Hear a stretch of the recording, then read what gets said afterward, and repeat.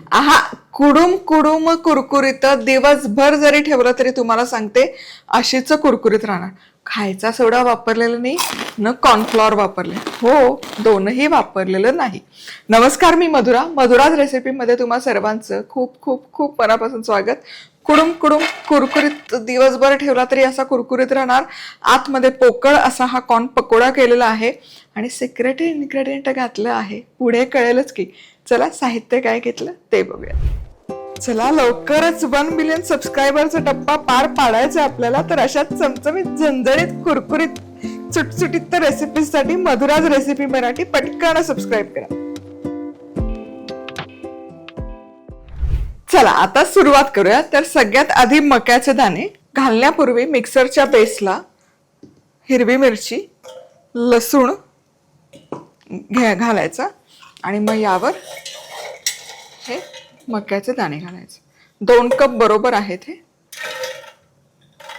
आता हे मिक्सरला पेस्ट करायची नाही, फक्त हलकीशी भरड काढून घेऊया. एकसारखे नाही फिरवायचं. खूप आहे ना हे मिश्रण गाळ करू नका, फक्त हलकं हलकं पल्स करा. आता हे काढायचं. हे बघा मक्याचे दाणे तुम्हाला दिसतील, अजिबात बारीक नाही केलेलं हे. तर इथे काय करायचं, अर्धा कप पोहे घेतलेत मी. पोहे मिक्सरला फिरवून घ्यायचे, छान त्याची पूड करायची. हे का गरजेचं आहे, पोह्यांमुळे यातला जो ओलावा आहे तो शोषला जातो. आणि पुढची महत्वाची गोष्ट, सोडा घालायची गरज नाही. सोडा न घालताही ही भजी एकदम कुडूम कुडूम कुरकुरीत, हलकी आणि दिवसभर जरी ठेवली तरी 100% कुरकुरीत राहतात. त्यामुळे पोहे घालून आहे ना हे कराच तुम्ही. आता यामध्ये फक्त बाइंडिंग यावं म्हणून थोडंसं बेसन, बारीक चिरलेली कोथिंबीर, खूप सारी लाल तिखट, हळद, जिरं, मीठ. आता हे सगळं मिसळायचं. हे बघा पोहे घातले की हे लगोलग आहे ना मिश्रणच दाटसर व्हायला सुरुवात होते. खूप घट्ट पण नका ठेवू, नाहीतर मग भजे आपले दडदडीत होते. पोहे घालायचं मी पुन्हा सांगेल, म्हणजे कॉर्नफ्लॉवर वगैरे घालायची गरज नाही पडणार. पाणी पण लगोलग शोषलं जातं बघा. आणि मिश्रणही लगेच, म्हणजे एकतर तळलं की हलकं फुलकं होतं आणि चव बहारदार लागते या भजीची.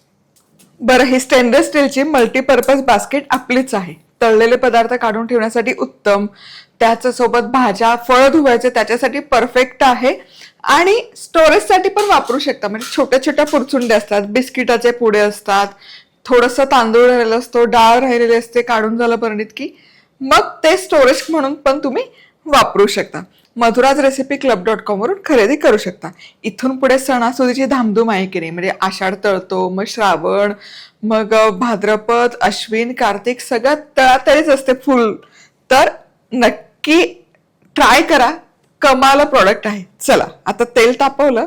हे बघा पोहे घातले ना की हे मिश्रण छान फुलतं आणि सगळं ओलावा ऍब्झॉर्ब करून टाकतं बघा. आणि खायचा सोडा घालायची पण गरज नाही हे भजी करायला. आता काही नाही, हे असे घ्यायचे आणि गरम गरम तेलामध्ये सोडायचे.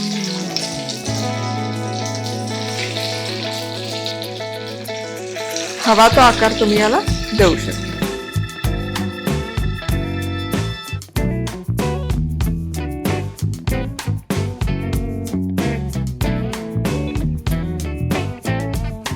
मक्याची भजी करताय, क्रिस्पी कॉर्न करताय, काय होतं ना थोडे थोडे मक्याचे दाणे आपण याच्यामध्ये ठेवलेत, ते तळताना उडू शकतात, फुटू शकतात. त्यामुळे थोडंसं लांब राहा आणि मग हे तळा.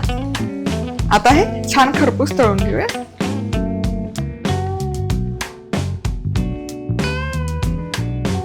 हे बघा हे एकसारखे असे ढवळत, शक्यतो थोड्या मोठ्या आचेवरच तळायचे म्हणजे छान कुरकुरीत होतं.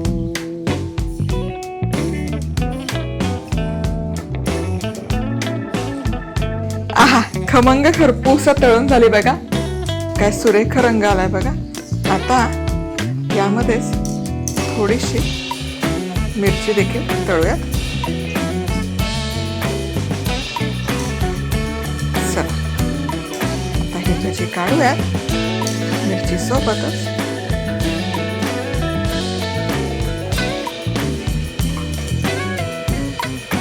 तेल सगळं निथळायचं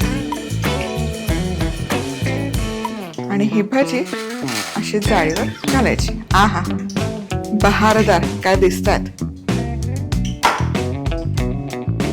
आता याच प्रकारे पुढची बॅचही तेलामध्ये सोडून घ्यायची.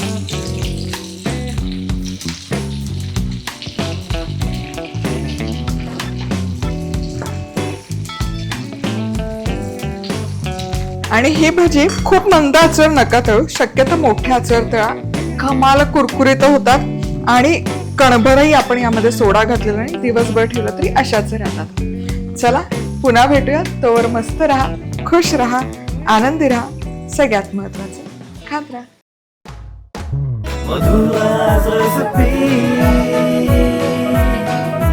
मधुराज रेसिपी, महाराष्ट्राची अस्सल चव.